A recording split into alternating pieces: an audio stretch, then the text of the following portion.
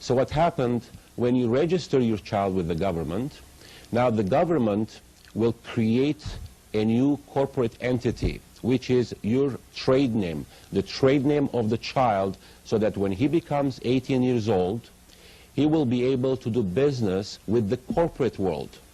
Now, why do you need a corporate entity to do business with the corporate world?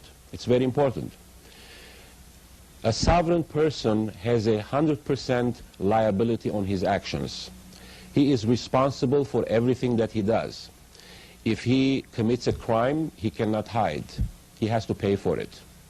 A corporate entity is a limited liability, so it's a limited power also.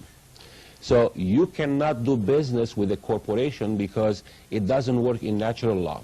A corporation can do business with a corporation. Corporation, which is a limited liability, cannot do business with a sovereign, which is unlimited liability. One person over here taking full responsibility, another person is not taking any responsibility. It doesn't work. So they created a name which is similar to your name, but in all capital letter. Now, if you go in English grammar, you will see that proper nouns, proper English doesn't recognize all capital letter. It's always upper and lower case. So the child's name, its Christian name, it's upper and lower case. It represents the child. However, when you register, the government will create a corporate entity, which is your trade name that you will be doing a business with the corporate world, and it's going to be all capital letter. Now, in order to verify this, you're going to have to go to your wallets, and you're going to have to get all your documents out, and you will see that not even a single document will spell your name upper lower case. Everything is in capital letter. And the reason why, because those wonderful benefits and cards, it's not issued to you per se. It's been issued to your trade name. So if you have a Social Security card, that's not yours. That's for the trade name. The trade name has a Social Security card. The trade name has a driver's license, passports, and credit cards. And you will see everything in capital letter. Now, you can go to the bank to verify this and ask them if they can spell your name on their computer upper lower case. The teller probably will say, no problem, I'll do it.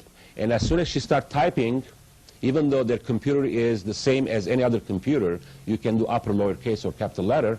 When she starts typing upper lower case, the computer will input all capital letter. She's going to say, I don't understand this. How come I keep punching upper lower case, but it's all capital letter? Well, I guess that's the way the computer is set up. Well, the system is set up this way because that bank account, it's not yours. The bank account, it belongs to the trade name, all capital letter. Now, you are the authorized signature. You're not the owner. If you want to check on that, if you have personal checks where there is a line where you have to sign, well, it looks like a line, but it's not. That's small writings that you have to magnify 40 times, and it will say authorized signatory. It doesn't say owner. Of course, you're not going to see it if you check it right now, but if you have a magnifying glass, you will see that it says authorized signatory. Because your signature, basically, you're putting on the check on somebody else's account. It's not your account. It's the corporate account. So what we're trying to say is there are two entities involved, which people, most of the people, they're confused by saying, well, my name is Vic Bedian, so I have a Social Security number, I have a driver's license. No, you don't. Upper lower case, the human being, flesh and blood, you cannot have any privileges. Some people, they say, I would like to get my sovereignty.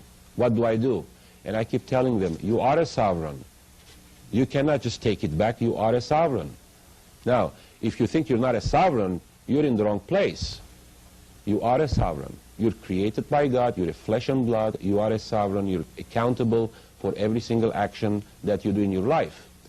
However, you surrender your sovereignty as soon as you get involved in contracts. And that happens when you are 18 years old and you start getting involved in Social Security, you're getting involved getting a driver's license, you're getting involved by signing the 1040.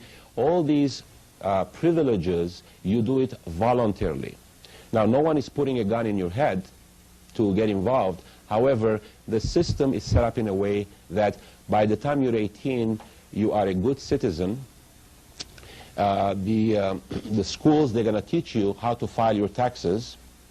They will basically tell you that you need to get a degree, a job, and you need to pay your taxes so that you can help the country.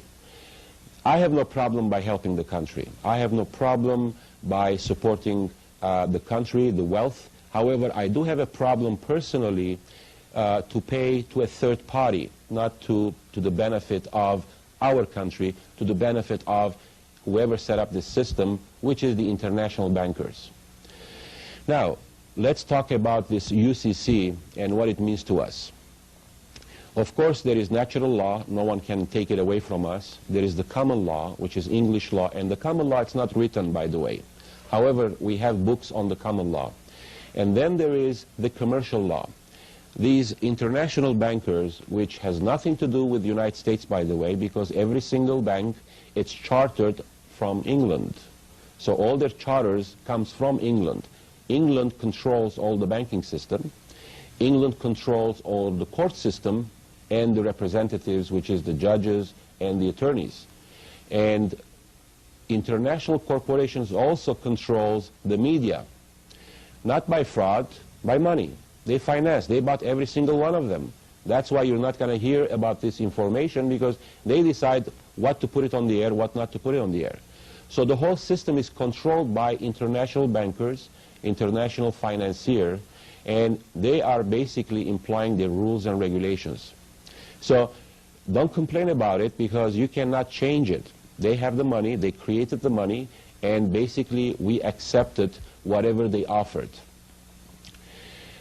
If you want to be in the system, well, I say in the system, that means in civilization, in this city in Los Angeles, and you want to live like a decent person and not stopped by any government officials, then you're going to have to play the game, which is accepting your Social Security, opening a bank account, credit cards, paying taxes.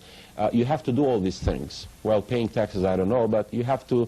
The system will basically force you to do all this. You go to apply for a job, and they'll tell you that you need Social Security number. So if you don't have one, they're going to give you trouble. Of course, there are a lot of other ways to deal with it, but we're not going to discuss about those things. The last time when I checked with the Library of Congress, there was over 3 million books, law books, over 80 million statutes. Statutes, they're laws in commerce. And what are these laws? These laws basically based on contracts. And you're really surprised when you're in front of the judge and it says that ignorance of the law is no excuse. And you think about it, there are 80 million of them. So how can I just, try to remember all these 80 million codes so that I don't violate them? It's impossible. However, if you understand that these codes and laws applies only for corporations, remember, a sovereign, which is a king, doesn't need regulations. He is responsible for his actions. A corporation needs to be regulated because it's a limited liability. There are certain things that corporation can do and certain things that they cannot do. It needs to be regulated. So your name, when it's corporate entity, it's being regulated by all these codes. And this is very important. People, they go to the court and they think that they are the same person, that the judge has this summons or a complaint, and their name, it's written all capital letter. So this is the main problem that people, they have. You are not that person. That person is a corporate entity. However, since it was derived out of you, that name, when you were born, and it was given by your parents, it belongs to you. But it doesn't matter what you own in this country. It matters who controls it and who has a security interest.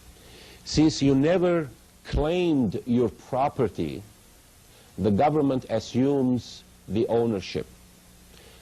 Assumes the ownership doesn't mean that they're the owners, but they assume that they have a security interest because it was given to them so that they can use it. What the government